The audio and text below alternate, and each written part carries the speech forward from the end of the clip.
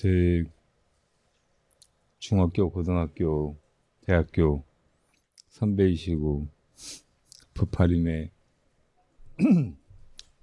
문제아이기도 했던 김성관 거사님이 보낸 선물 노래였어요. 꽃이 바람에게 전하는 말, 예민이라는 가수의 노래네요. 아서라, 아서. 꽃이 떨어지면 슬퍼져. 그냥 이 길을 지나가. 심한 바람. 나는 두려워 떨고 있어. 이렇게 부탁할게. 아서, 아서. 꽃이 떨어지면 외로워. 그냥 이 길을 지나가. 빗줄기는 너무 차. 차가워서 서러우니 그렇게 지나가죠. 검은 비구름 어둠에 밀리면 나는 달빛을 사랑하지만 이런 나의 마음을 헤아려주어. 맑은 하늘과 밝은 태양 아래 나를 숨쉬게 하여줘. 시간이 가기 전에 꽃은 지고 시간은 저만큼 가네 작은 꽃씨를 남기고 길을 따라 시간을 맞이하고 싶어 바람을 기다리네. 제가 요즘 배우고 있는 노래입니다. 어제 음성 가고 싶었으나 참았습니다.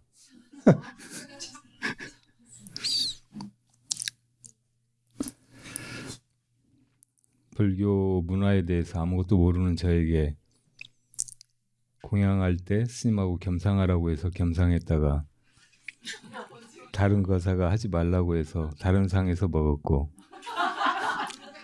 스님 옆방에서 자라고 해서 잤다가 또 다른 곳에서 자라고 해서 잤고 차담이나 질의응답 시간에 자유롭게 질문하는 모습이 좋아서 노트에 미리 적어와서 질문을 했고 스님 답변에 재질문하기도 했는데 스님 가고 나신 추석 다음 날 차담 시간에 여러 명이 질문을 삼가라고 해서 삼가하고 있었는데 스님이 9월 초하루 차담 시간에 제 3가지 잘못에 대해서 말씀하셔서 무척 얼굴이 화끈거리고 당황스러웠습니다. 실망하기도 했고요. 매일 새벽 3시 50분이면 일어나서 송광사 유튜브 채널을 통해 새벽 예불을 라이브로 듣고 5시 반까지 불교 공부하다가 출근하지 않고 쉬는 날이면 도서관에 가서 불교 공부하고 있습니다. 음성은 가고 싶을 때 가겠습니다. 그동안은 문자로만 소통하겠습니다.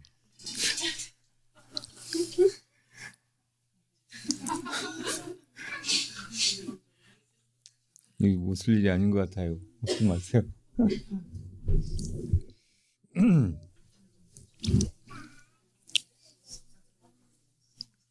스님께서 주신 말씀, 무엇이 이것들을 보고 있는가? 이 질문에 대한 제 결론은 그 무엇이란 없다입니다. 그 무엇이 눈에게 보라고 해서 본 것이 아니라 눈을 통해 대상을 인식하고 그 인식들이 쌓이고 증장하고 있는 덩어리를 그 무엇, 자아라고 착각하고 있는 것입니다. 본래 마음이란 없습니다.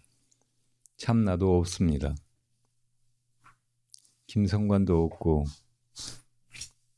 여윤연이도 없고 덕현 스님도 없고 법정 스님도 없고 물론 석가모니도 없고 자아가 없는데 무슨 윤회가 있단 말입니까? 덕현이라 불리는 형색이 몸뚱아리에 덕현이라 불리는 식덩어리가 있을 뿐. 누가 반박해 볼래요?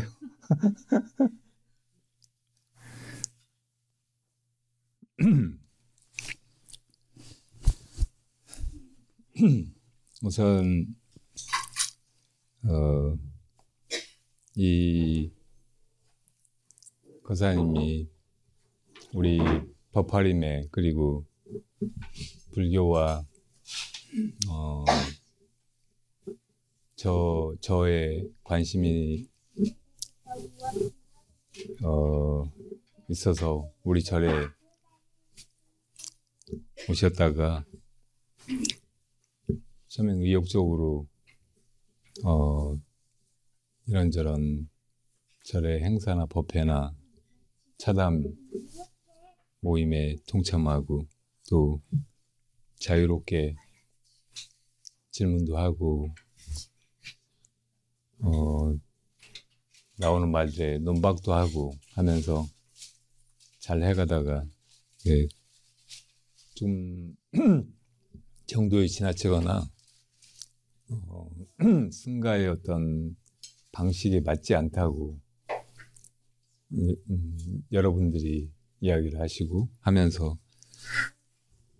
주춤하고 그러다가 제가 이제 그렇게 해서는 안 된다고 상당히 정색을 하고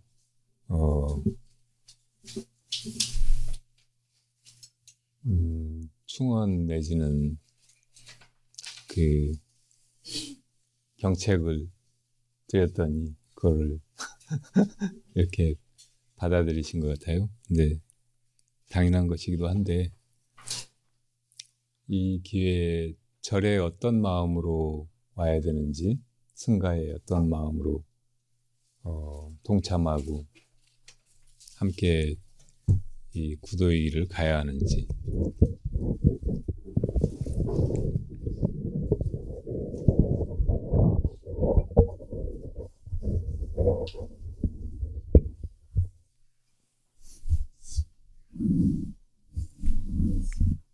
간단하게 말씀을 드리겠습니다.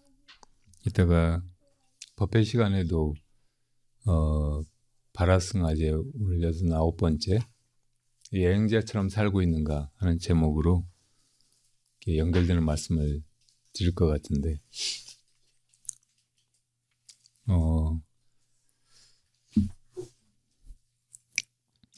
우리는 사회적 동물로 이 세상에 태어나죠. 태어나서 엄마 아빠나 다른 가족들의 관계 속에서 우리 삶을 시작하고 한 번도 이 세상 수많은 타인들이나 나 아닌 것들로부터 독립되어서 홀로 그렇게 존재한 적이 없습니다. 사람은 그렇게 있을 수 없고 살 수 없고 여러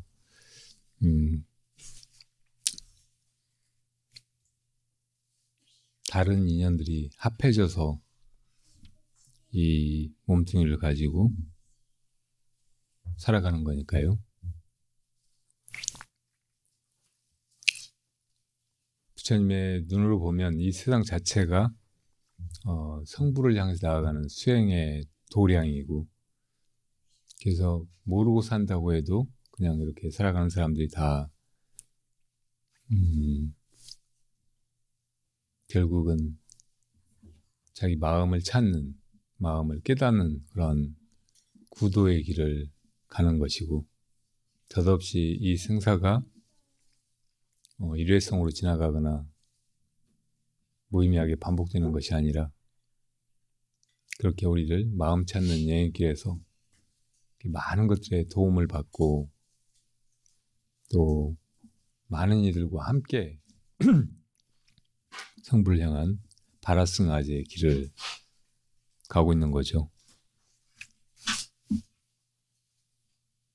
근데 만약에 부처님이 오시지 않으셨고 또 이 세상이 그런 목적으로 이렇게 존재하고 우리를 여기 와서 살게 하고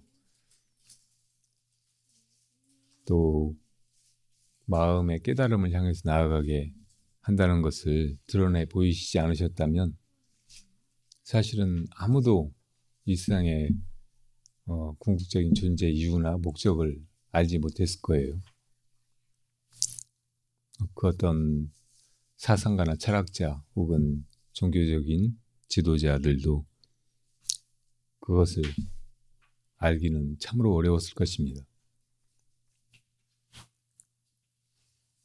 그러니까 부처님이 3계 대도사이시고 인천의 스승이시고 이 세계에 있는 중생들이 다 왜 사는지 무엇을 향해 나아가고 있는 것인지 모른 채로 헤매고 있을 때 여기에 등불을 밝혀서 우리가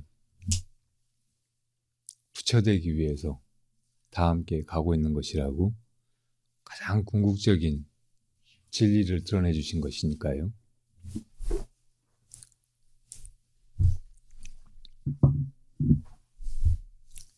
뭐 그냥 살아도 언젠가는 불련을 만나고 또 이 세상과 자기 자신의 존재 목적을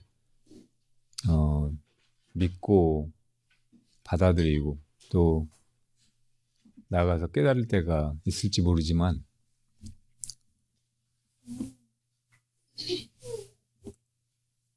부처님의 그 자비로운 눈 오는가? 재가 날리는가? 아, 낙엽이 날리는구나.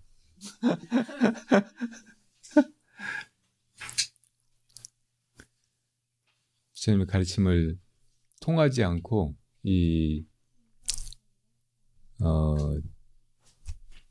이것을 알기 또한 참으로 어려워서 근본적으로는 이 세상에 부처님과 부처님의 가르침 그리고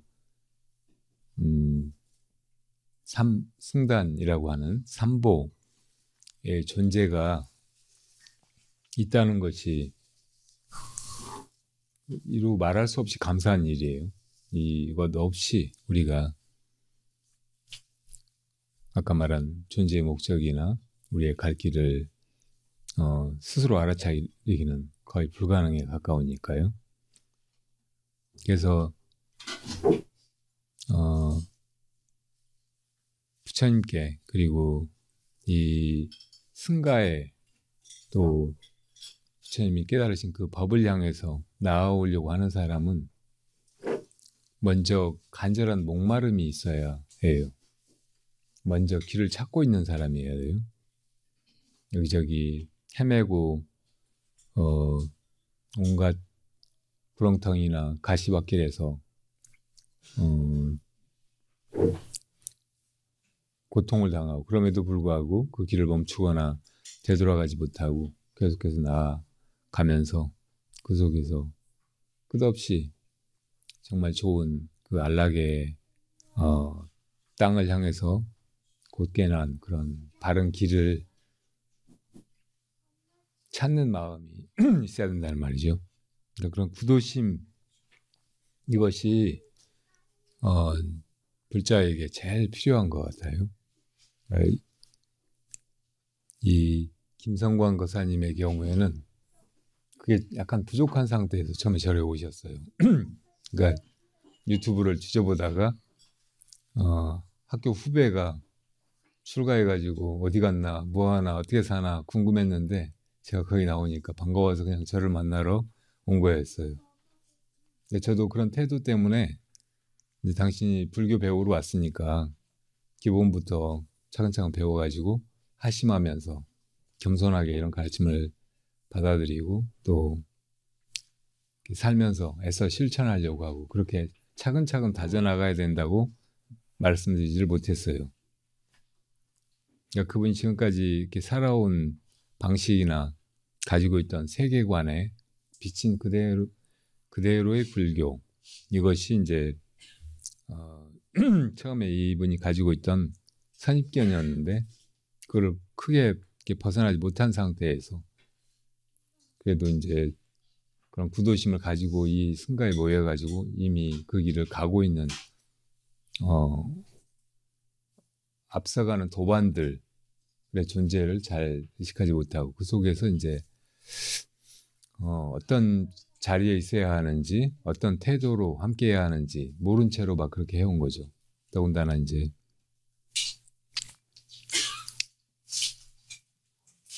그 길을 미리 가보질 않았으니까 이제 사람들도 다 자기 생각에 그냥 비슷하게 어쩌다가 절에 왔겠거니 생각하고 그냥 어울리면 되고 당신은 이제 이 절에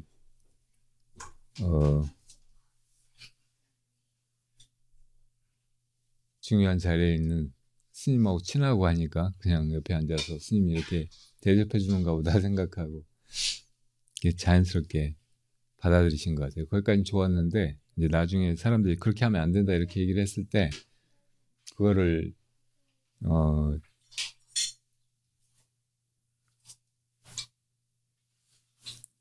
약간은 이제 공격이나 혹은 자기를 잘 못 알아보고 존중하지 않는다 이런 태도로 받아들이신 것이 그런 아주 그러지는 않았는데 그런 측면이 조금 있었던 것 같아요. 이제 뒤늦게 발심을 하고 구도심을 바르게 지내야 한다. 그리고 불교는 이 존재계 혹은 자기 자신의 존재 목적을 깨닫고 그 길로 나아가서 결국은 거기 이르기 위한 길이라는 것을 말씀을 드리고, 그 길이 뭘 알거나 아는 거 가지고 이것이 옳다 저것이 옳다 하고 논쟁하는 것이 아니라는 것을 말씀을 드렸는데 그걸 잘 이해를 못하고 못 받아들이신 것이 또 문제였던 것 같아요.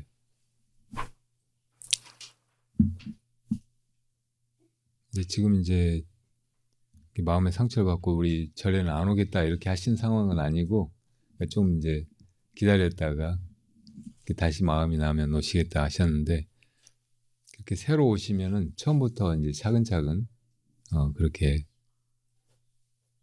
조금은 겸손하고 차라리 아무것도 모르고 그냥 이렇게 어디론가 좋은 곳으로 가는 사람들 따라서 한 발 한 발 자기 걸음으로 그렇게 따라오려는 자세로 이렇게 함께 해가도록 이끌어드리면 될 것 같다는 생각이 듭니다. 그러니까 우리가 살아가면서 발심을 하고 성불을 향해 나아가는 그 가장 위대한 목적을 인식했다고 해도 거기를 향해 나아가는 과정이 끊임없이 인연을 쌓아가고 닦아가고 또 완성해가는 그런 과정이라고 보면 됩니다. 그러니까 그 길을 가면서 거기로 나아가는 것을 방해하는 인연, 거기로 끝까지 나가지 못하게 만드는 그런 인연, 또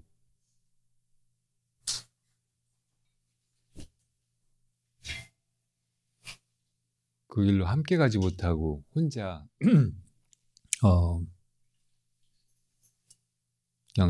그냥 외롭게 그렇게 가다가 또 부처님과 같이 일체 중생을 제도할 그런 완전한 역량을 갖추는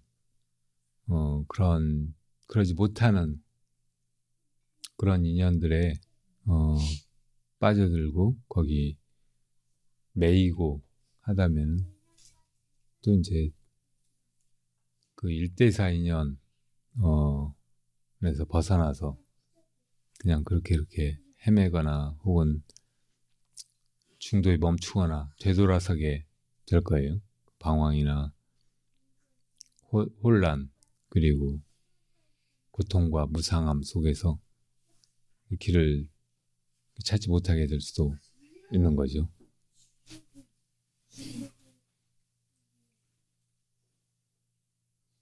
아까 이분 그 질문에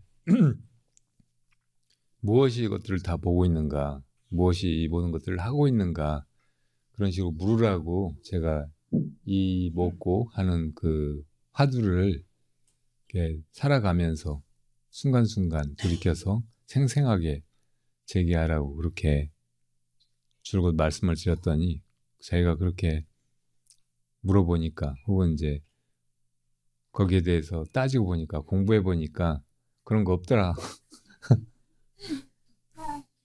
그러니까 보고 있는 자 이게 없다.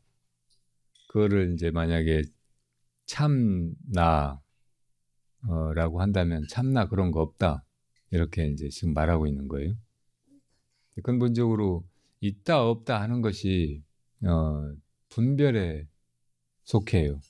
있다 없다 하는 것이 다 말일 뿐이에요. 그리고 그 말로 진짜 이것들을 다 보고 이 모든 것을 하고 있는 이것이 무엇인가 하는 그 화두를 끝까지 밀고 나가서 깨달음에 이른 분들이 이른 그 자리에 이를 수가 없어요. 그냥 지금 없다 이거 없는 것인데 하고 결론 지어버리면 더 무슨 의심을 하고 참고를 하고 나아가 공부가 그러겠어요. 그러니까 지금 이 공안 자체도 그냥 하나의 그 논쟁거리, 이 나가 있느냐 없느냐 이걸 가지고 시비하는 그런 소재로 삼아버린 거예요. 이런 걸 아르마리라고 하는 거예요. 그러니까 구도의 길에서 아르마리를 갖지 말라. 이거를 거의 철칙과도 같이 수많은 선지식들이 강조하시는데 지금 이분은 여기 그냥 보기 좋게 빠지신 거라고.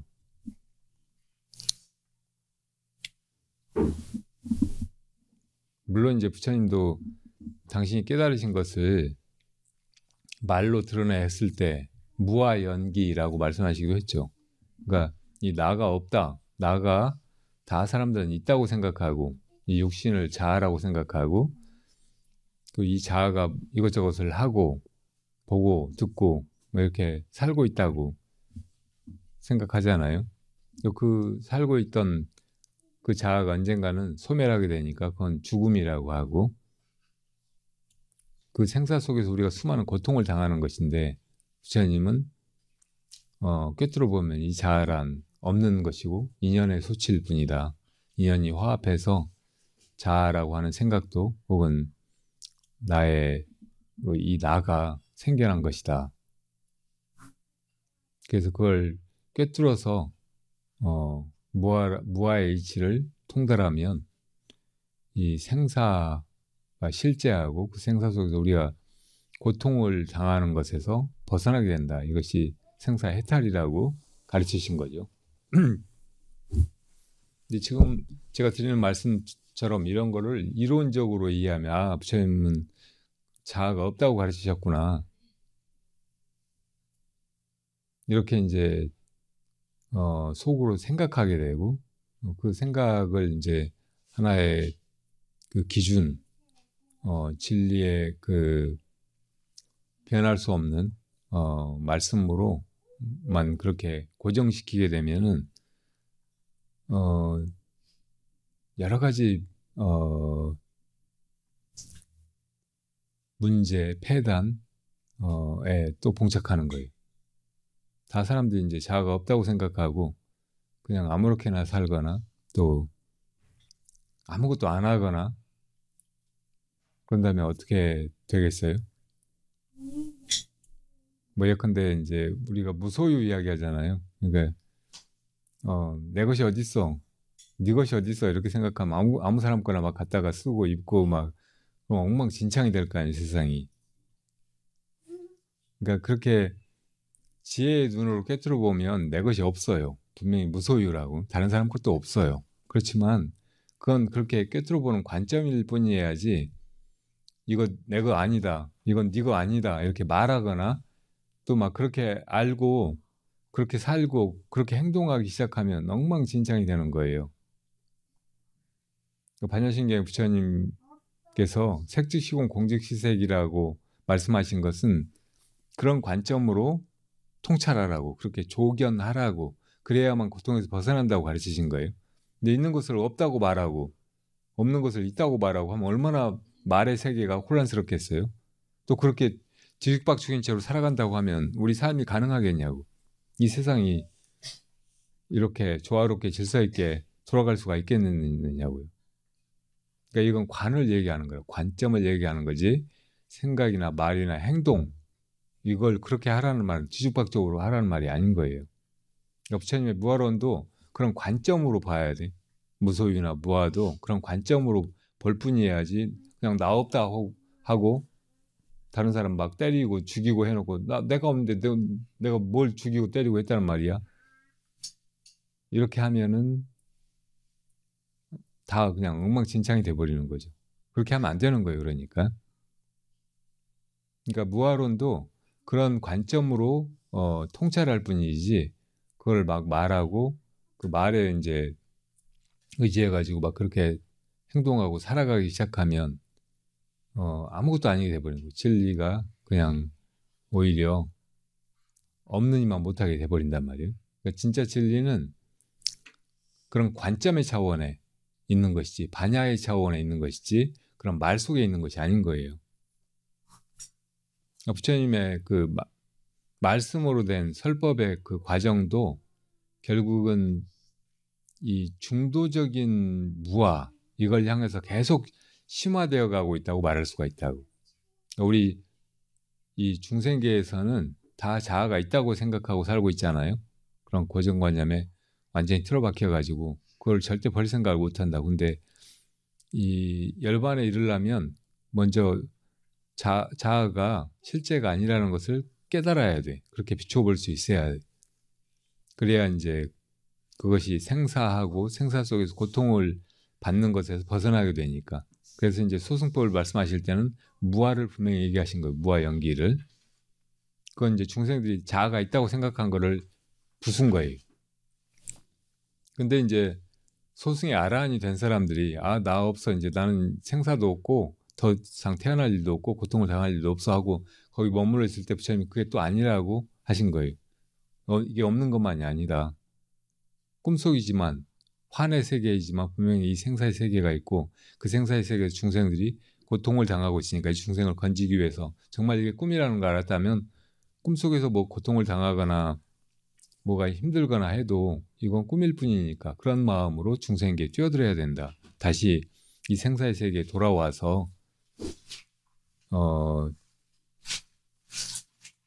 중생 제도하는 일을 해야 된다 이렇게 말씀하신 거라고. 그러니까 소승의 무아에만 틀박혀 있으면 대승의 그 보살들로 갈 수가 없으니까 다시 어찌 보면 나가 있다고 소승의 가르침을 뒤집으신 거라고.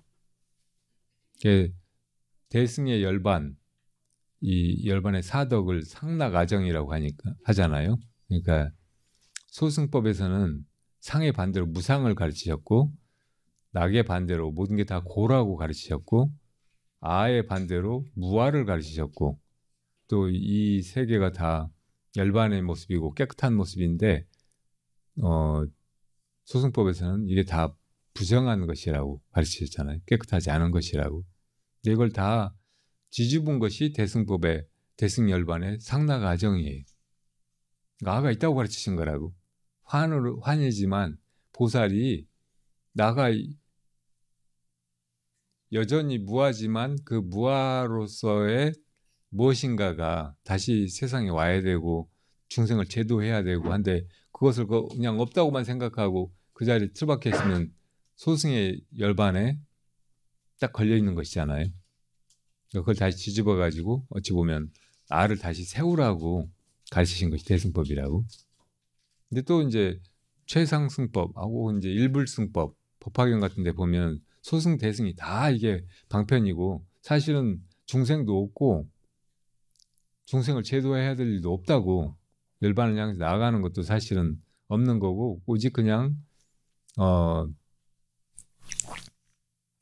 마음에서 펼쳐진 세계 그리고 부처님이 바로 그 마음인데 그 마음이 이 세계를 그냥 놔두고 꿈처럼 놔두고 거기서 이제 또 중생을 제도하는 그런 일이 있을 뿐이다. 그러니까 이 대승에 뭐 그런 길이 있다고 해도 이게 다 사실은 실제가 아니고 꿈이라고 다시 그렇게 이제 오직 일심 하나를 드러내면서 그걸로 이제 다시 대승법을 부정하고 있다고도 볼 수 있는 거예요. 근데 이렇게 해놓고 또 이제 나중에는 이 모든 말씀을 떠나가지고 연꽃을 들어보이셨잖아요. 그게 이제 궁극의 가르침을 드러내신 건데 이거는 또 일승의 가르침조차 뛰어넘은 것이에요. 그것조차 또 부정했다고 말할 수가 있다고. 그러니까 이 김성관 교사님이 젊은 시절부터 쭉 그 의존하고 일관되게 지니고 있던 세계관이 그 마르시즘, 그러니까 자본론 같은 걸 토대로 한 그런 유물론이었어요. 그리고 공산주의 그 이론은 처음에 이제 포일바의 유물론하고 헤겔의 변증법이 결합돼서 만들어졌다고 하잖아요. 변증법도 이분이 아마 되게 좋아할 건데 불교의 이런 무아론도 중도적인 무아론도 계속 무아 유아 무아 유아 이렇게 하는 놈이 이게 있다고 말할 수 있어요? 없다고 말할 수 있어요? 그러니까 이건 말을 떠나있다고. 그렇지만 이게 분명히 부처님이 드러내신 거란 말이에요. 근데 이제 이거를 또 말로 이제 해석하게 되면은 이제 말로 하자면 있다 없다 이 두 가지 중에 한 가지밖에 택할 수가 없잖아요. 그러니까 이제 그건 말로 할 수 없는 것이라고 하고 말로 언어로 해석으로 뭐 따지거나 이해하는 것으로 이 선에 절대 들어오려고 해서는 안 된다 이렇게 말하고 있는 것이죠. 근데 이분은 이제 이렇게 보고 듣고 이렇게 또 이 온갖 행동을 하는 그것이 무엇인가 내가 물어보라고 했더니 그거 없다 이렇게 없다라는 말 이 견해 여기에 떨어져 가지고 이제 답 나 저 얻었으니까 되지 않았느냐 이렇게 하고 있는 거예요. 그러니까 진짜 불법을 깨달으려고 하면 이런 견해에 빠지는 이 경향, 우리의 마음은 우리 중생의 생각이나 이렇게 또 말로 이것저것을 막 헤아려서 뭘 알려고 하는 이 경향은 쉽게 끊어지지 않기 때문에 사실은 진짜 불법에 바로 들어오려고 하면 누구든지 바로 선지식을 만나서 이 모든 게 언어적인 것을 다 떠난 그 일구를 혹은 그 기원을 바로 들어보인 선지식의 그 가르침에 바로 접하는 것이 제일 좋아요. 그러니까 제가 이제 어린 아이들하고 몇 번 그 독참을 해봤는데 애들은 정말 빠르더라고요. 아무런 어떤 장애라든지 혹은 갈팡질팡하는 그런 혼란을 겪지 않고 바로 선으로 들어와요. 근데 어른들은 특히 이제 지적인 사유라든지 오랜 그런 그 천착을 가지고 있는 사람들은 그걸 버리기가 정말 어려워 보여요. 애석하게도 이 김상관 거사님은 그렇게 이제 여러 번 이게 말로 뭘 따지는 것이 아니고 뭘 아는 것이 아니고 그걸 버리고 참고해서 깨닫는 것이라고 말씀드리고 그 깨달음의 길로서 제가 무엇이 이렇게 하는가 하고 여쭈라고 했는데 그렇게 물어보는 대신 그냥 이걸 생각으로 이해하고 그리고 자기가 조금 이제 따져보고 또 여기서 배워보고 그러고 나서 이제 결론 내버린 거예요. 무아인데 무슨 윤회가 있느냐? 그럼 윤회의 고통에서 벗어났어요? 이제 더 이상 윤회하지 않게 될까요? 무아를 깨달았으면 그러면 이제 자아가 이것저것 한다는 그런 생각에서 완전히 벗어나서 정말 이 모든 것이 다 나 없는 상태에서 무의의 그 큰 흐름 속에서 그렇게 법계가 움직여 나가는 것이 순간순간 그렇게 느껴지고 내면화되고 또 구현되고 할까요? 전혀 그렇지 않다고. 그러니까 결론적으로 그런 그 생각이나 혹은 말로 결론을 얻으려고 하지 말고 그냥 계속 묻는 거, 묻기만 하는 거 그걸 하라고 말씀드린 거예요. 그냥 그거를 할 뿐이어야 돼요. Just do it. 그러니까 그렇게 진실되게 해가다 보면 이제 또 그걸 수행을 잘 할 수 있는 인연들이 모아지고 이 승가에서 이렇게 벗어나지 않게 되고 또 그때그때 지도해 주시는 선지식을 만나게 되고 이 길에 대한 어떤 분명한 믿음 그리고 그 목적의식, 목표의식 이런 게 분명하면 그 길을 멈추지 않고 가게 되고 그리고 그 길을 잘 안내해 주고 잘 나갈 수 있게 돕는 인연들도 속속 나타나고 그래서 그 보람을 반드시 거두게 될 거예요. 그 길로 나서기를 바랍니다. 그러니까 모든 불자들은 사실은 다 이런 의미를 알고 또 이런 목적을 위해서 도량에 오고 승가에 오고 그래서 함께 나아가야 돼. 그러니까 우리 어린 친구들은 이거를 이제 이렇게 복잡하게 이해하고 또 받아들이고 막 그렇게 하려고 하지 않아도 오히려 어른들보다 훨씬 자연스럽게 편안하게 받아들이니까 그냥 오기만 해도 되기는 해요. 와서 그냥 같이 있고 같이 살고 같이 밥 먹고 차 마시고 예불 드리고 어떤 때는 노래도 부르고 춤도 추고 그렇게 하면 돼요.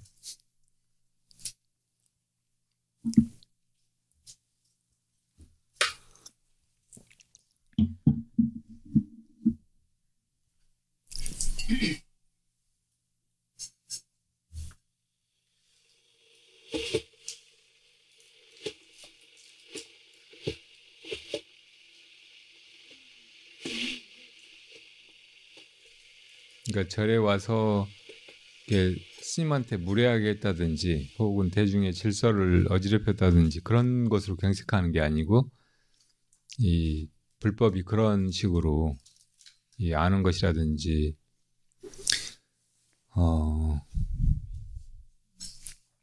혹은 세상에 무슨 뭐 질서나 그 유지를 위해서 있는 것이 아니고 우리를 생사에서 해탈하게 하는 것이고 정말로 부처님이 이르신 그 목적지 열반에 구경 열반에 우리를 함께 나아가게 하는 것이기 때문에 그 길에서 제일 큰 장애가 되는 것은 뭐 아는 거 그러니까 말로 결론 내리고 마는 것이기 때문에 거기에 빠지지 말고 나아가시라는 거예요.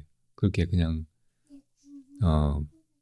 묻는 것을 계속 하시라는 거예요. 그러면 이제 다른 인연들도 갖추어지고 그래서 결코 이제 이 승가나 삼보에서 벗어나지 않게 되고 지금까지 살면서 뭐 아무런 문제가 없고 부족한 것도 없고 뭐 그냥 그렇게 살다가 몸뚱이가 이제 나이 들어서 죽으면은 그걸로 그만이라고 생각하신다면 할 수 없는데 만약 그게 아니고 다른 궁극의 것 부처님께 깨달으신 것 또 우리 안에 그 시간의 무상성 이거하고 아무 관계없는 언제나 그대로인 무엇인가가 있다고 하면 그렇게 생각하고만 있는 것은 너무나 안 된 일이니까 거기서 벗어나서 그 길로 같이 가시자고 말씀을 드리는 것입니다. 아까 질문 누가 하시려고 했죠?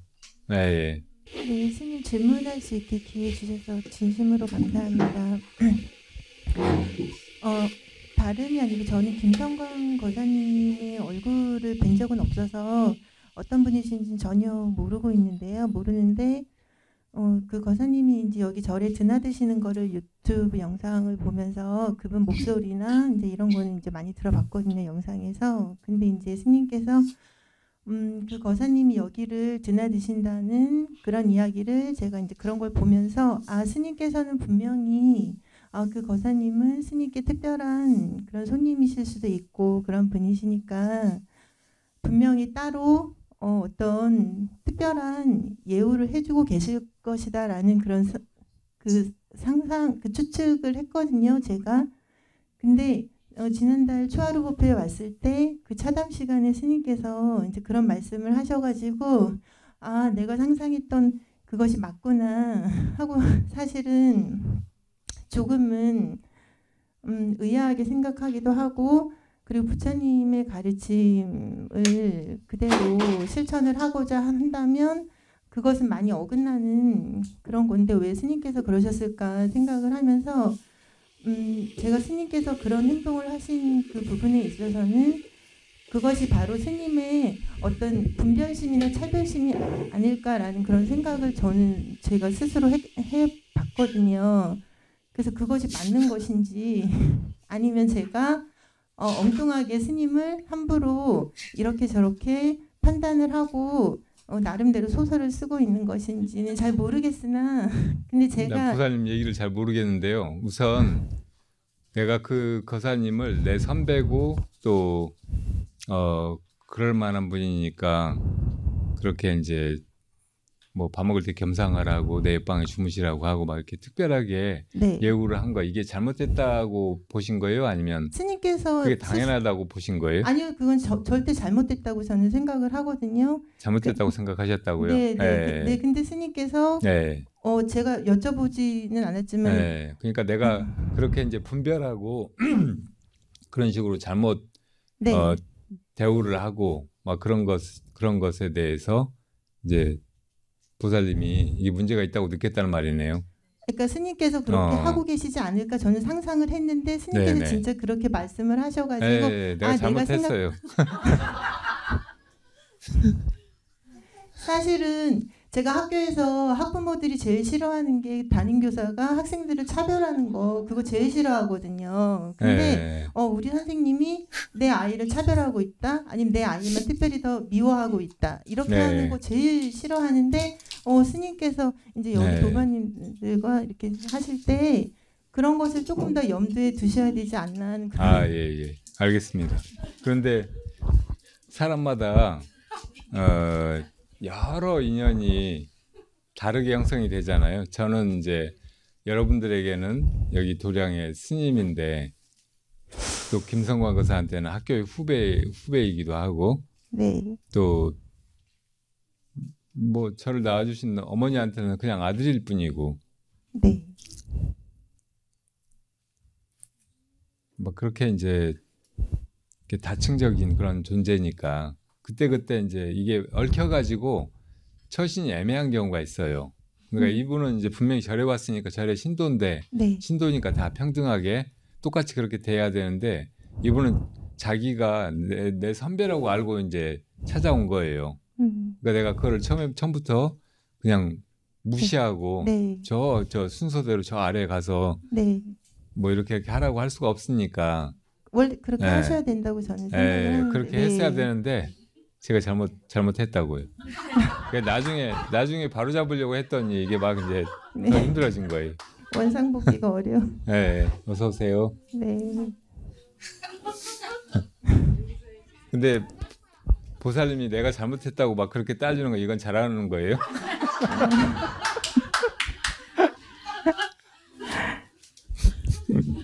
저도 하고 싶은 말을 못 참는 경향이 있어서 죄송합니다. 네. 아니 잘하셨어요. 네, 스님. 네, 스님 말씀 어떤 의미인지 이제 마음에 들어왔습니다. 고맙습니다, 스님. 네. 내가 다 바르게 잘 한다고는 말씀드릴 수 없는데 저는 그 여러 다른 사람들을 함부로 그 사람의 모습이라든지 뭐 그 위치라든지 또 그 사람의 그 평판 이런 것 때문에 함부로 생각하거나 가볍게 여기거나 막 무시하거나 내가 권위적으로 굴거나 그러지는 않으려고 해요. 아이들이든 아니면 어르신이든 아니면 아주 수행을 많이 한 것처럼 보이는 분이든 아니면 이제 아주 초심자처럼 보이는 분이든 또 사회적으로 이제 명망이 있고 가진 것이 많고 막 그런 사람이든 아니면 그렇지 않은 사람이든 그러려고 하는데 제가 좀 철저하지 못하고 그냥 습관적으로 그렇게 된 것 같아요. 여러 번 저도 막 후회했어요. 그리고 그런 것 때문에 막 수모스럽기도 하고 곤란하기도 하고.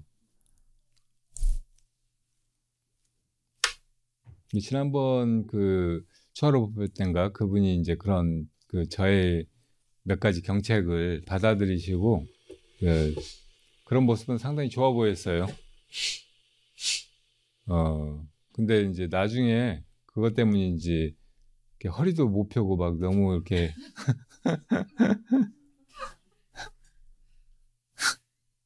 너무 또 막 저자세로 그러시는 것 같아서 상당히 미안하기도 하고 안 됐기도 하고 그러더라고요.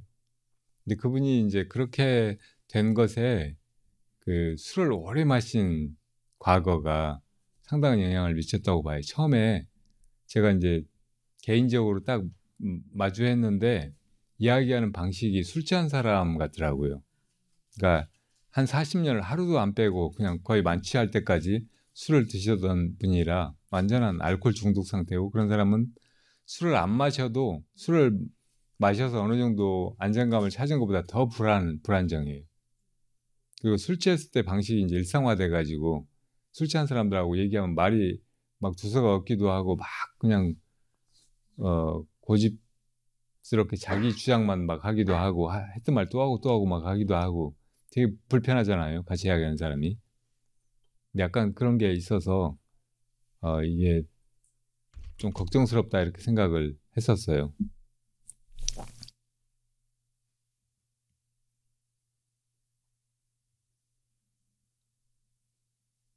그러니까 이제 그 알코올 중독을 치료하는 내 시간도 필요하고 일정한 과정이나 주위에서 이렇게 이래저래 배려하고 좋은 마음으로 기다려주고 또 도움을 주고 하는 것이 다 있어야 되는데,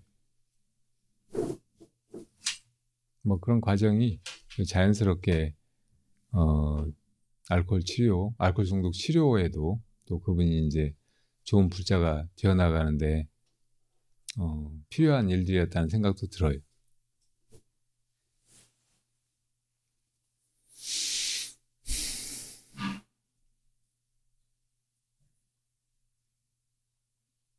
우리 주위에 보면은 이제 뭐 그런저런 자신만의 어떤 습관이나 벽이나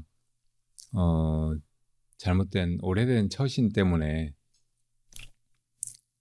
주위를 불편하게 하고 그 주위하고 잘 소통도 안 되고 좋은 관계도 이루어가지 못하고, 그래서 따돌려지거나 그냥 혼자 외로워지거나 어떤 때는 막 집을 나가거나 뭐 회사 같은 데서 쫓겨나거나 막 그런 사람들이 간혹 있잖아요. 그러니까 그런 사람들 다 사실은 안 된 사람들이고, 어찌 보면 우리 모두가 다 가해자들일 수도 있고, 또 그런 사람들을 어떻게든 이제 품어서 함께 해나가야 될 소중한 그런 이웃이고 우리 사회의 구성원인데, 그냥 우리가 불편하니까 싫으니까 그냥 안 맞닥뜨리고 같이 안 하려고 하고 뭐 그렇게 해온 측면이 없지 않아 있으니까 조금이라도 이제 여유가 있고 더 큰 마음을 가진 사람들이 그래도 그런 걸 이해하면서 이렇게 조금씩 이렇게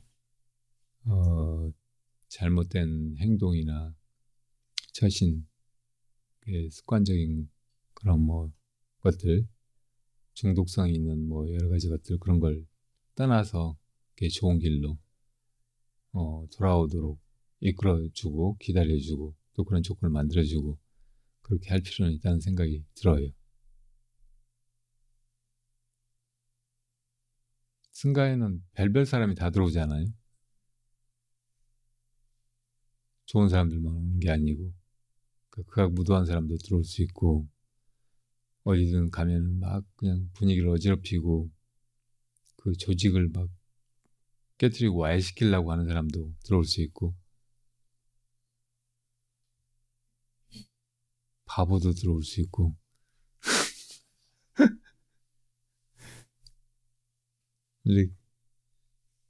이래저래 그냥 어울려가지고 같이 가는 거고, 서로에게서 배우고 또 자비롭게 이끌어주고 하면서 감사한 생각으로 이런 사람이 모여가지고 다 함께 덕분에 더 잘 나아가고 더 우리가 이제 그 일대사를 위해서 바란 보리심이나 구도심 이걸 굳건하게 하는데 좋은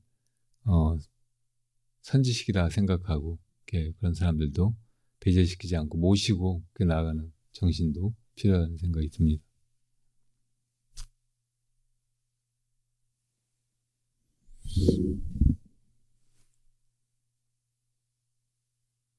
커피 다시 내릴게요. 떡이랑 드셔보세요. 빵이랑도 드시고, 그리고 질문도 하시고, 우리 어린 친구들도 할 말 있으면 해도 되고요. 엄마랑 같이 온 젊은이들이 많네요. 좋은 현상이에요. 제가 우리 어린 세대들이 너무나 뛰어나고 어른들보다 훨씬 더 이렇게 많은 가능성을 가지고 있는 나이고, 그래서 우리 도량이 많이 오고 불법을 조금이라도 알게 되고 수행도 같이 해나가고 그랬으면 좋겠다고 항상 애들 좀 절에 데려오라고 했는데, 도대체 다 이제 애들은 막 과외만 시키고 절에 오지 말고 공부만 하라고 그렇게 하다가 이제서야 조금씩 데려오는 분들이 계신 것 같아요.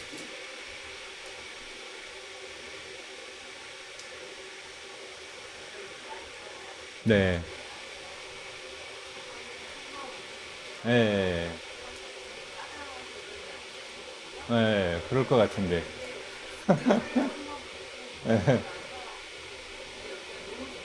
예.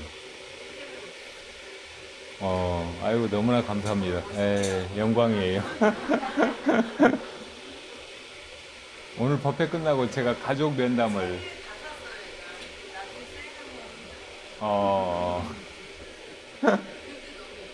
지금 몇 학년이에요? 중학교 1학년이에요? 근데 그런 글을 볼 수 있어요? 우와, 놀랍네요.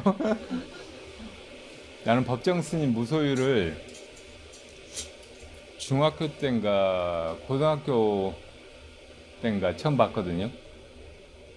근데 보고 너무 좋아하고 언젠가 내가 이스님께 가지 않을까 그런 생각을 하고 했었어요. 근데 무소유에 나오는 글들은 되게 쉬워요.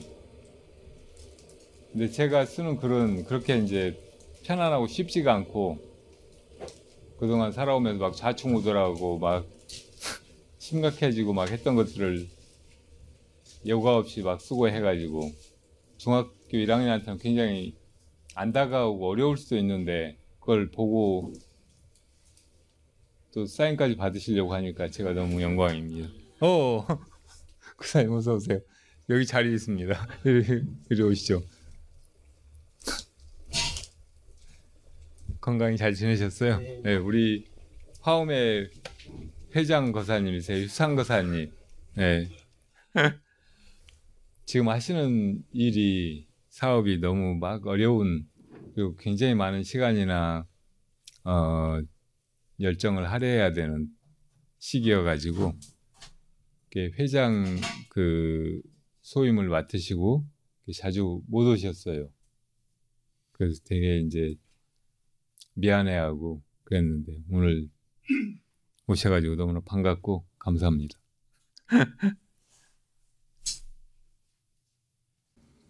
질문이 없으시면 제가 이목과도 요즘에 무엇이 이렇게 하는가 라고 물으라고 한 그 공안에 대해서 조금만 더 말씀드려 볼게요.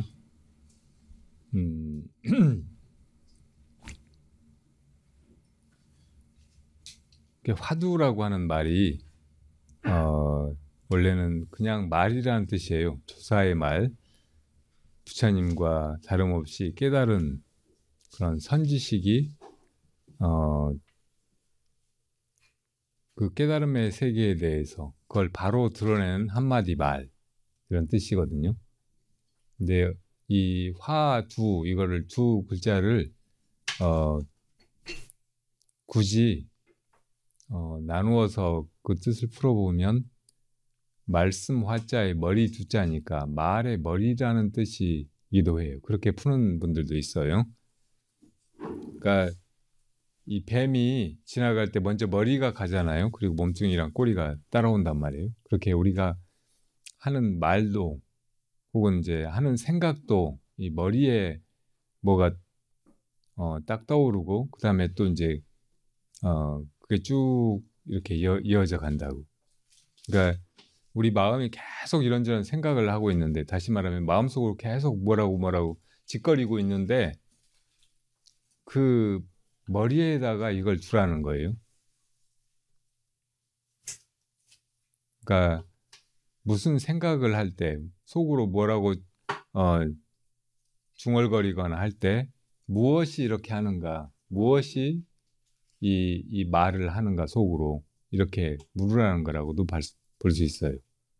그러니까 처음에 생각이 그렇게 일어나고 생각 따라서 이제 말도 이렇게 사람이 들을 수 있게 말도 하게 되고 이 세상에 드러나게 뭔가 행동도 하게 되고 하잖아요. 근데 처음에 일어나는 생각, 그것도 엄밀히 이야기하면 마음속의 말이라고. 그러니까 그것보다 앞에 무엇이 이렇게 하는가, 무엇이 이런 생각을 하는가, 무엇이 속으로 이렇게 말하는가, 이렇게 물으라는 것이라고. 그게 화두예요.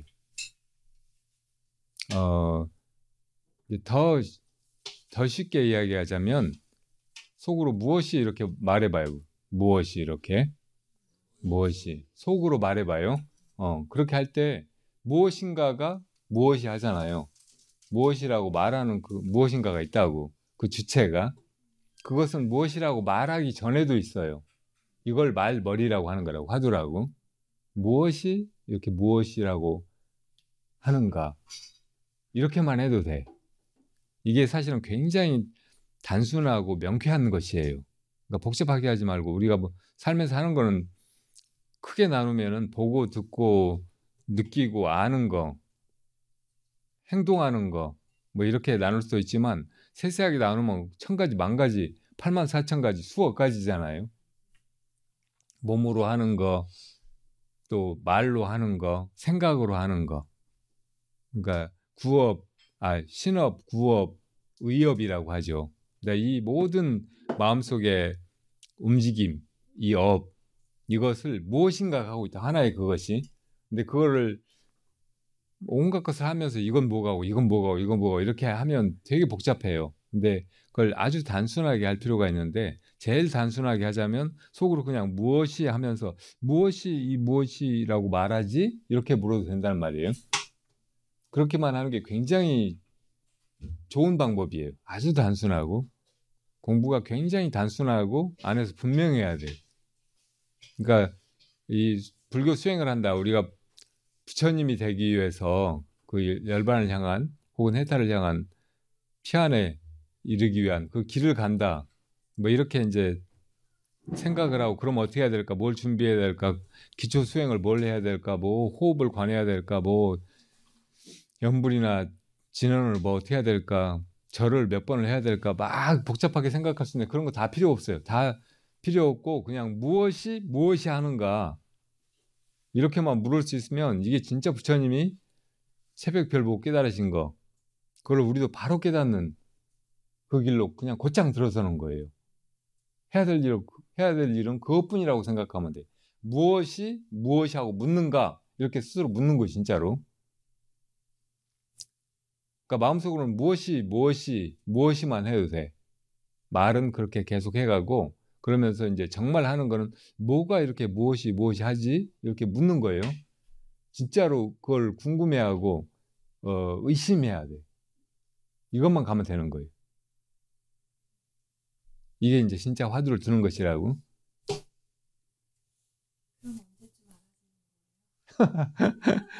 그런 생각도 생각이잖아요. 그러니까 이런 생각에 끌려가지 않는 거, 이것이 이 수행에 곧장 들어가는데 제일 필요한 일이에요. 그러니까 우리가 이 세상에서 뭐 여러 가지 걸 하는데, 사실은 그걸 해가면서도 이렇게 하는 게 맞나, 저렇게 하는 게 맞나, 이걸 할까, 저걸 할까, 계속 그런 이제 혼란 속에서 갈팡질팡하고 있는 거잖아요. 근데 사실은 이제 그 순간에도 그렇게 혼란스러워하고 이렇게 생각하고 저렇게 생각하고 계속 그렇게 생각하고 있는 거예요. 근데 그렇게 빠져버리면 안 돼. 그렇게 빠지지 말고 그냥 묻는 거예요. 지금 이 생각을 뭐가지, 이렇게. 그러니까 이 수많은 생각, 번뇌망상, 여기서 진짜 무엇이 이렇게 무엇이 하고 묻는가 여기로 돌아오는 길 또한 그런 생각이 자기가 하고 있다고 느끼는 순간 얼른 알아차리고 무엇이 생각을 했지 하고 또 그냥 무엇이 이렇게 묻는 걸로 그냥 곧장 나가는 것이라고. 그런 생각에 휩쓸려서 이제 두 번째, 세 번째, 네 번째 생각으로 이렇게 쭉 휘말리면 이제 무엇이 이렇게 하고 있는가 묻는 거 이거는 그냥 잊어버리는 거예요. 그러니까 이게 제일 우리 마음속에서 첫 번째로 그리고 끝까지 들러붙는 장애라고. 그냥 무엇이 하는가 묻기만 하면 되는데 이거 해가지고 뭐하지? 이거 해가지고 언제 깨닫는 거지? 왜 나는 이게 잘 안 되지? 뭐 이렇게 이제 생각하면 거기까지는 그냥 자연스럽게 그렇게 다 돼요. 그럴 때 얼른 이 생각을 뭐가 하지? 이렇게 묻고 나서 또 무엇이 이렇게 돌아와 버리면 되는데 그 생각 따라서 두 번째, 세 번째, 네 번째 생각으로 흘러가 버리면 혹은 그 생각에 걸려 있으면은 이게 안 되는 거예요. 무엇이 하는가 묻는 게. 그러니까 이게 치명적인 장애로구나. 이렇게 그런 생각에 빠져버리는 거. 이것이 묻는 길로만 쭉 가야 되는데 그걸 가로막는 아주 무서운 적이로구나 알고 그냥 바로 그걸 돌이켜가지고 묻는 걸로 돌아와 버리면 된다고요. 우리 안에 그 생각, 번뇌망상은 이렇게 분류를 해보면 아주 거친 것도 있고 아주 미세한 것도 있고 자기가 그렇게 생각하고 있는지 의식하고 있는지 거의 알아차리지 못하는 잠재의식이나 무의식의 것들까지 있어요. 그래서 그런 것들을 다 끊어내야 되는데 그렇게 하려고 하면 그게 너무 복잡하고 어려운 일이라고. 그래서 생각을 따라가면서 그렇게 하는 건 참 어려워요. 우리가 이제 하는 일이 신구의 삼업이라고 했잖아요. 근데 생각, 의업을 따라가면서 그렇게 하는 건 굉장히 어렵다고. 너무 미세해서 자칫하면 놓쳐버린다고. 특히 이제 마음이 고요에 들어갈 때 무기라고 하는 것이 지배하는 영역에서는 거의 힘을 못 써요. 뭐 하려고 했던 걸 잊어버려요, 다. 그렇다고 이제 몸이 하는 거 이걸 따라가면서 하려고 하면 이건 너무 거칠고 또 막 이렇게 우리를 빠뜨리고 몰아가는 힘이 강한 거예요. 그러니까 여기서 수행하기가 힘들어. 뭐 이런저런 그 행동을 하는 속에서 이걸 뭐가지 이렇게 하는 건 참 힘들다고. 그런데 이제 속으로 말하는 거 이게 이제 이 의업과 신업의 중간에 있는 구업 여기에서 이제 의심을 걸어 들어가는 거예요. 이거 하는 것은 비교적 쉬워요. 그러니까 그 길로 그냥 곧장 들어가라는 거예요. 그러니까 다른 말 하지도 말고 무엇이 그냥 이렇게 속으로 무엇이 이렇게 하면서 이 무엇이를 뭐가 하고 있지? 이렇게 그냥 묻기만 하면 되는 거예요. 그러니까 이게 어떻게 보면 이게 화두 수행을 이렇게 본격적으로 이렇게 바로 이렇게 해 들어가는 좋은 길이에요. 이목구가 생각도 하고 말도 하고 행동도 하고 하는 그 주체 이것을 묻는 것인데 그렇게 이제 생각이나 행동 이걸 따라가면서 그 속에서 무엇이 이렇게 생각하고 무엇이 이렇게 행동하는가 이렇게 묻는 건 좀 어려우니까 그냥 속으로 말을 하면서 그 말을 하는 이것이 무엇인가 이렇게 묻는 것이 비교적 아주 분명하게 거기서 벗어나지 않고 쭉 이렇게 이어나가는 아주 좋은 길이라는 말이에요. 이어져 나가기만 하면은 제가 거기서 미끄러지지만 않으면 되는 거예요. 이게 아주 분명한 길이고 또 빠른 길이니까. 그러니까 그걸 이제 무엇이 하고 있는가 이렇게만 해가면서 그때 이제 생각으로 뭐 그거를 가로막는 혹은 그렇게 하는 것 자체를 방해하는 그것을 빨리 알아차려 가지고 그때 이제 무엇이 이렇게 또 이런 생각을 하는가 이렇게 이제 돌이켜 가지고 무엇이 이렇게 그 하나의 구업이 계속 일어나고 있는 상태에서 의무만 이어가는 거 이걸로 돌아오면 되게 간단하고 좀처럼 거기서 이제 벗어나지 않게 된다는 말씀이에요.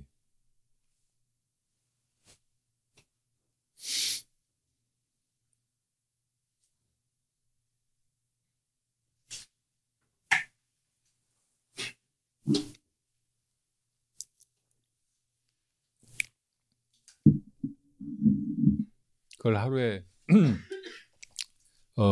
수만 번 이렇게 계속한다 이렇게 생각해도 돼요. 무엇이 이거를 막연히 해야지 하고 있지 말고 눈 뜨면 시작해서 이렇게 무엇이 이렇게 하는 거를 어떤 때는 이렇게 염주를 돌리거나 다른 방식으로 숫자를 세어가면서 몇만 번 그 화두를 거각한다 이렇게 생각해도 된다고요. 그렇게 하는 것이 생각으로 휘말려가는 그 습관적인 힘을 쉽게 제압하는 길이에요. 어쨌든 이걸 계속 해가면서 이게 힘이 생겨야 다른데 끌려가지 않게 되는 거거든요. 그러니까 반드시 아침에 눈 뜨자마자 시작해가지고 하루에 몇만 번, 그러니까 뭐 예를 들어 10,000번 혹은 30,000번 이 정도는 이걸 한다 생각하고 해가면은 며칠 안에 금방 이게 딱 자리가 잡히고 힘이 생겨가지고 이제 다른 생각이 팔리거나 화두를 안 들고 그냥 일상에 휘말리거나 해야지 하면서 사실은 안 하고 있거나 그렇게 이제 되어가는 거라고요. 그러지 않게 되어가는 거라고요. 한번 해보세요. 네. 자기가 자기 수행을 점검하는 거 이거는 이제 사실은 불필요한 일이고 그것조차 하지 말아야 되는 거긴 한데 이거는 체크할 필요가 있다고도 말할 수 있어요. 하루에 내가 몇 번이나 화두를 거각하는가, 그리고 안 끊어지게 이 일상을 살아가고 있는가. 그러니까 그렇게 하기 위해서 뭐 수행 일지 같은 거, 뭐 작은 메모지라도 그런 걸 가지고 지금 몇 번 하고 있는지 그런 걸 체크해 가면서 해도 돼요. 하루에 오늘 내가 예를 들어 10,000번 화두 무엇이 이렇게 무엇이 이거를 거각을 하기로 했다면 내가 10,000번 다 했는지 그거라도 체크하면서 해나가면 금방 공부가 자리가 잡히고 그 전과는 자기 마음이 확연하게 무엇이 이 소리를 들었는가.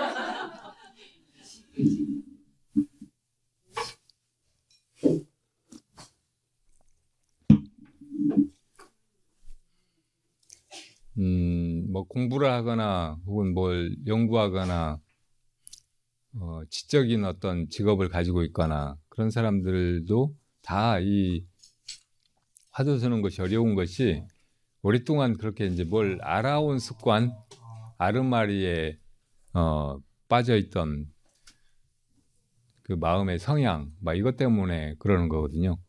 그런 사람들도 사실은 이렇게 화두를 하루에 10,000번이라도 계속 거각해 나가는 이 습관을 들여가지고 이렇게 해봐야 내가 그렇게 이제 아르마리에 생각에 계속 휘말려가지고 실제로 수행은 못하고 이렇게 흘러왔구나 하는 거를 느끼게 된다고. 수행이 진전되고 있는 거를. 대부분의 사람들이 다 너무 생각에 의존해서 생각 따라서 지금까지 살아온 거예요. 그러니까 다 이 생각이 장애이고 그런 생각에 빠지지 않는 거. 생각으로 얼른 끌려가지 않고 내가 이런 생각을 하고 있구나 알아차리고 무엇이 생각을 하지, 그리고 무엇이 또 이제 무엇이 이렇게 해가는 거. 이걸 실제로 하루에 10,000번이라도 혹은 30,000번까지 그렇게 이제 해가는 거. 이거를 진짜 수행 삼아야 된다.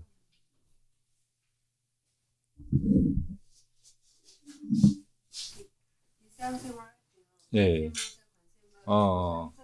예. 그러면 그렇게 해도 돼. 예. 무엇이 그렇게 하는 거를 연불선이라고 말하기도 하거든요. 관세음보살, 나무아미타불 이렇게 연불을 해오던 사람은 연불을 계속해요. 그러면서 무엇이 이 연불을 하고 있는가 이렇게 그 묻는 거, 의문을 붙여가지고 연불을 하는 거예요. 그걸 연불선이라고 한다고. 그게 습관이 되어 있으면 그렇게 이제 해도 좋아요. 근데 나중에는 이제 화두만 남고 그 연불까지 끊어져 버리게 되거든요. 근데 연불을 하던 습관이 있는 사람은 연불이 끊어져 버리면 이제 당황스러워하거나 또 이제 의심이 같이 끊어져 버리거나 그럴 수가 있어요. 그러니까 어느 순간에는 그냥 무엇이로 바꿔가지고 그냥 무엇이 이렇게 해가는 것이 좋을 수도 있어요. 근데 지금은 그 관세음보살 연불하던 게 오랫동안 해왔고 습관이 돼 있고 그러니까 그게 그냥 그렇게 흘러가게 두면서 무엇이 이렇게 하지, 무엇이 이렇게 연불을 하지, 무엇이 이렇게 관세음보살 하지, 이렇게 화두를 들고 나가도 된다고요. 네. 네. 남녀혈안계고 막 이렇게 하는 사람도 안녕. 예, 어서 오세요. 네, 그렇게 하면 돼. 그런데 남녀혈안계교는 그 말 자체는 좋은 말이잖아요. 묘법연화경에 귀의합니다. 그 말이란 말이에요. 그게 무슨 나쁜 말이에요. 근데 그 뜻도 모르고 그냥 그 말만 반복하면 여러 가지 공덕이 있다고 옛날에 일본 그 몇백 년 전에 일련 선사가 그렇게 가르쳤다고. 그게 이제 쭉 이어져 오다가 이제 명치우신 지나가지고 이게 이제 민간에 보급되면서 뭐 창각회인가 막 그런 것에서 이제 그걸 약간 미신화시키고 약간 상업적으로 이용하면서 사이비 종교 비슷하게 만들어버린 거예요. 그러니까 지금 이제 그 사람들이 가르치는 대로 그렇게만 하는 거는 아주 어리석은 일이에요. 법화경의 가르침을 이해한다든지 또 이제 부처님이 우리들에게 이끄시는 대로 대탈과 대열반의 길로 함께 나아가면 더없이 좋은 건데 그 이름만 외우고 있는 건 마치 이제 정말 좋은 신랑을 이제 만나서 결혼을 하게 되는데 그 신랑 이름 알았어 이제 됐어 하고 신랑 보지도 않고 결혼도 안 하고 나 그 신랑 이름만 외우고 있을 거야 하는 거하고 비슷한 거예요.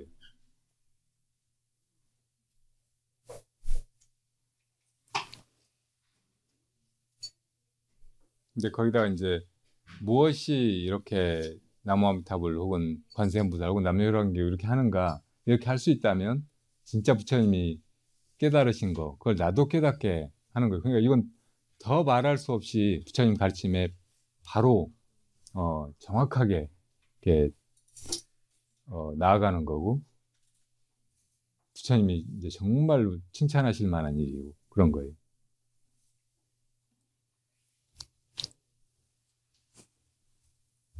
이 법화림에 왔으니까 이제 그런 거 잊어버리세요. 남녀혈안계 이런 거.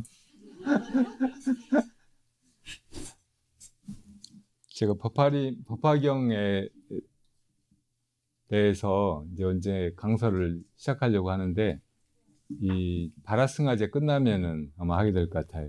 네. 네. 질문이라기보다 그냥 여쭈고 싶은 게 있어서 왔는데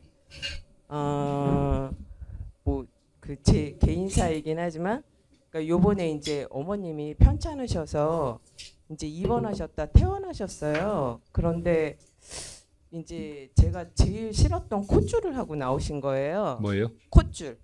그게 뭐예요?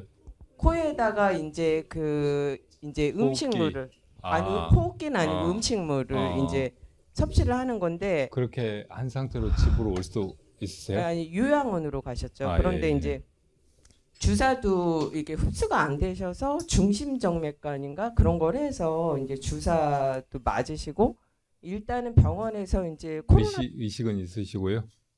의식이 있는지도 잘 모르겠어요. 그러니까 이렇게 가끔 눈도 뜨시고 그러고 계신데 말씀을 못 하신 지가 이제 거의 3년이 돼가는 상태거든요. 네. 그래서 제가 그 콧줄은 좀 하지 말아라. 근데 이제 요번에 새롭게 알게 된 게 콧줄은 연명 치료하고 또 별개라는 걸 알게 됐어요. 근데 그게 사실 생각보다 되게 고통스럽거든요. 코로 해서 목구멍으로 해서 뱃속까지 60cm 정도 줄이 들어가 있는 거예요. 그게 그렇게 해서 이제 음식물이 섭취되고 있는 그러한 상황인데 그게 연명 치료가 아니라는 거를 안락사에 해당되는 된다라는 걸 요번에 이제 찾아보면서 알게 된 거예요. 그러면서 본인이 말씀도 못 하시고 본인이 할 수 있는 거는 거의 없고 그런 상태가 잠깐 뭐 돼서 다시 돌아온다고 하면 얼마든지 괜찮은데 그냥 한 번 꽂은 거는 안 빼려고 하더라고요. 병원에서는 요양원하고 상의해서 그 촉탁의 선생님하고 상의해서 괜찮으면 빼도 된다 이렇게 말씀을 하셔서 그러한 기대가 조금 있었는데 요양원에서는 못 뺀다고. 그래서 이제 요번에 새롭게 알게 된 게 그게 이제 연명 치료에 들어가지 않는다라는 걸 알게 됐고 그러면서 이제 어떠한 생각을 했냐면 그렇게 누워 있는 것도 살아 있다라고 할 수 있는가? 그러니까 자식도 못 알아보고 이렇게 말씀 얘기하는 그 방향을 큰 소리가 나거나 그러면 잠깐 이렇게 돌아보시긴 하는데 대화가 전혀 안 되는 그 상태거든요. 그리고 살이 너무 마르셨어요. 근육이 다 빠져갖고. 그래서 이 상태로 두는 게 맞는 건가? 그러니까 그게 이제 만약에 어쩔 수 없지만 나는 나의 삶이라고 하면 그게 난 너무 싫겠다. 이러한 생각이 정말 많이 들었거든요. 그래서 네. 이거는 불교에서는 어떻게 보시는지 아니면 그냥 다른 분들도 근데 그렇게 계신 분들이 진짜 너무 많아요. 병원 요양병원에도 요양병원. 그렇고 예. 병원에서도 그렇고. 그러니까 병원에서 제가 이번에 느낀 게 자기네가 목표로 했던 코로나 폐렴만 딱 치료되니까 퇴원을 시켜버리더라고요. 근데 몸에 이제 이렇게 조그만 혹 같은 게 되게 많이 생긴 그러한 상태거든요. 그러한 치료까지는 할 수가 없는 거예요. 면역계에 이제 그 자가 면역 부분이 많이 이제 손상된 상태라 어떻게 약물 치료는 되게 어려운 것 같더라고요. 그래서 이거 어떻게 해야 하나가 하나의 저는 그냥 관찰자가 된 느낌이 들어서 되게 이렇게 혼란스럽더라고요. 예.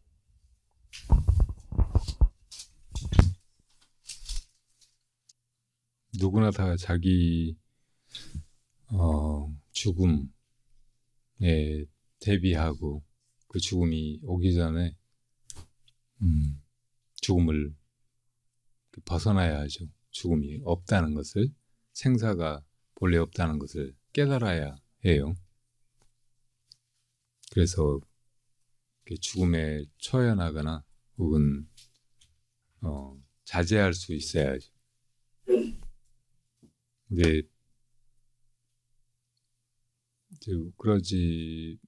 다 그러면 좋겠지만 그러지 못한 사람들을 또 수행자들이 혹은 불자들이 이렇게 도와야 하고 그런 분들이 이제 또 가족 중에 있거나 하면은 더 안타깝고 건강하게 오래 사시는 건 좋은 일인데 이렇게 지금 전혀 이렇게 인간적인 삶이 불가능한 그런 상태인데 그렇게 연명만 하게 도와드리는 것이 정말 도와드리는 건지 그런 회의가 생기기도 할 것 같아요. 옛날에는 이제 이렇게 살아있는 가족들이 다 뭐 이런저런 굳은 수발을 다 해야 되고 평간을 해야 되고 하니까 그런 게 큰 고충이기도 했는데 지금은 다 이제 병원에 요양원에 그렇게 모셔서 병원에서 그렇게 하게 하니까 부담은 덜할지 모르지만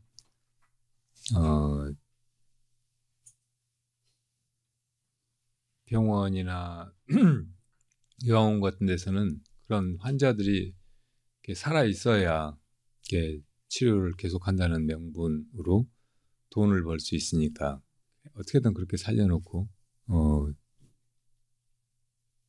또 이제 법적으로도 안락사라든지 혹은 자기가 그 죽음을 자기 결정으로 맞이하는 거 이런 거를 막고 그런 게 이제 함부로 오용돼서도 안 되겠지만 그러니까 이제 우리는 그냥 그렇게 사회 시스템이 혹은 병원에서 하는 대로 맡길 수밖에 없고 내가 어떤 것도 할 수도 없고 뭐 그렇게 되어가는 것 같아요. 이런 건 법적인 한계라든지 혹은 그 의료 시스템에 본질적인 문제 막 이런 거를 개선하는 그런 노력을 또 해야 되겠지만 우리 가족 중에 이제 그런 분들이 있거나 내가 그런 상황이 되었을 때 그럴 때 어떻게 해야 될지 이거를 미리 그런 일이 닥치기 전에 좀 결정을 하고 생각도 해보고 그래서 대비를 하는 것이 좋다는 생각이 들어요. 그리고 더 이제 근본적으로는 처음에 말씀드린 대로 이 생사가 본래 없는 것이고 이 육신의 생사와 아무 관계없이 내 참 존재, 내 마음은 언제나 그대로니까 그걸 믿고 이런 일시적인 죽음이라든지 이별이라든지 고통 이런 데 휘말리지 않도록 해야 돼요. 그리고 누가 그런 상황에 있어도 내가 그냥 그걸 너무 안타까워하고 그분들의 고통에 그냥 공감만 하고 나까지 막 힘들어하고 그렇게 되지 말고 그것도 남의 고통이나 남의 죽음도 사실은 본래 없는 것이고 그렇다는 걸 알고 좀 초연해야 돼요. 그리고 이제 그거를 살아계실 때 그런 생사 없는 이치를 깨닫도록 혹은 그런 길로 나아가도록 도와드리는 것이 제일 좋은 일이겠지만 지금은 이제 그럴 수 없는 상황이라면 그냥 그런 마음으로 기도해드리는 거, 그러니까 보리심을 바라시도록. 그리고 이 생사가 아무리 반복되고 혹은 삶이 아무리 길어져도 거기에서 영원한 행복, 참된 존재 이걸 깨달을 수는 없는 거니까 거기에다가 이렇게 미련을 두고 계속 그런 길로만 어리석은 길로만 빠져들지 말고 거기서 벗어나라고 그렇게 발언해드리는 거. 그거를 이제 보리심을 바라도록 하는 거죠. 발보리심하라고 우리가 얘기하잖아요. 길 가다가 그 차에 치여서 죽은 동물들 시체만 봐도 우리가 속으로 발보리심하라고 기도한단 말이에요. 발언하는 거죠. 어떤 때는 나무아미타불하고 이제 그렇게 이제 극락정토에 왕생하라고 그렇게 빌어주기도 하고 이래저래 하는데 결국은 다 성불하라는 거예요. 다 부처님이 얻으신 그 열반을 얻어서 이 생사의 덧없음과 고통으로부터 영원히 벗어나서 다른 사람들도 이끌고 그렇게 함께 벗어나자는 것이라고. 그러니까 그 마음으로 이렇게 옆에서 그냥 그렇게 기도하는 거, 그런 마음으로 내 마음 챙기는 거, 이것이 이제 해드릴 수 있는 가장 기본적인 것이 제일 중요한 것이기도 하죠. 법적으로 막 그렇게 이제 그런 연명이 아무 의미도 없는데 그렇게 이제 그런 치료를 못하게 막을 수도 없고 막 하면 할 수 없잖아요. 그런데 막 좌절감 느끼고 어떻게 하나 하지 말고 그런 것조차 그냥 인연에 맡기고 내가 마음으로 어머님의 그 마음을 향해서 그렇게 이제 기도하고 그렇게 기도하는 걸로 내 마음을 챙기고 이렇게 하는 수밖에 없다는 말이에요. 우리가 수행하는 것이 자기도 성불하지만 다른 사람들도 다 성불에 이르게 하자는 것이잖아요. 근데 우리가 그렇게 제도해야 될 함께 바라승하제 해야 할 그런 중생들은 우리 가족이거나 살아있는 사람이거나 나하고 인연 있는 사람들이거나 만이 아니고 아주 먼 사람, 인연도 하나도 없어 보이는 사람, 심지어는 죽은 사람 다 포함하는 거예요. 일체 중생. 그러니까 일체 중생이 다 함께 성불하여지다 이렇게 이제 발언하는 것인데, 그러니까 그 큰 발언 안에서 보면 지금 어머님과 같은 그런 분도 특별하게 그냥 이상하거나 예외적인 그런 분은 아닌 거예요. 그러니까 그 큰 하나의 마음으로 항상 이렇게 내가 화두를 챙기고 수행해 나가고 그러면서 이제 그런 상황이 왔을 때 내가 이제 뭔가 뭘 할 수 있는지 가장 지혜로운 행동은 무엇인지 이런 판단도 내 수행을 챙겨가고 있으면 제일 정확하게 실제로 그렇게 통하게 무엇인가가 떠올라요. 그렇게 하면 돼. 그것도 내가 이제 막 고민해가지고 무슨 결론에 이르고 그래서 그걸 실천한다기보다는 자연스럽게 그렇게 하게 된다고. 내가 그냥 공부만 하고 있으면 화두만 챙기고 있으면은 어머님을 향한 마음이든지 병원에서 요양원에서 뭐 이런저런 일이 벌어지고 사태가 이렇게 흘러가고 막 그럴 때 어떻게 내가 처신해야 되는지, 그리고 그렇게 이제 자연스럽게 일어나는 내 행동이 실제로도 도움이 많이 된다고.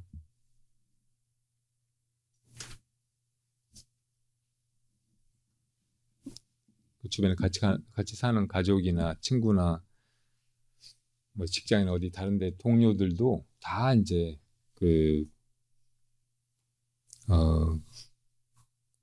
함께 이 생사의 괴로움에서 벗어나서 일반으로 나아가는 그런 도반들이고, 그 길에서 이제 앞서거니 뒤서거니 하면서 서로 돕고 이끌고 믿고 따르고 하면서 같이 가는 그런 존재들이니까 그 마음만 항상 분명하고 그 마음을 다 담아서 화두 항상 들고 뭐 그렇게 해나가면 다른 건 다 따로 챙기지 않아도 잘 되어가고, 또 어떤 상황에서 막 당황하거나 뭘 어떻게 해야 될지 모르거나 혼란스러워지지 않고 그냥 그때그때 지혜롭게 처신하게 된다는 말씀이에요.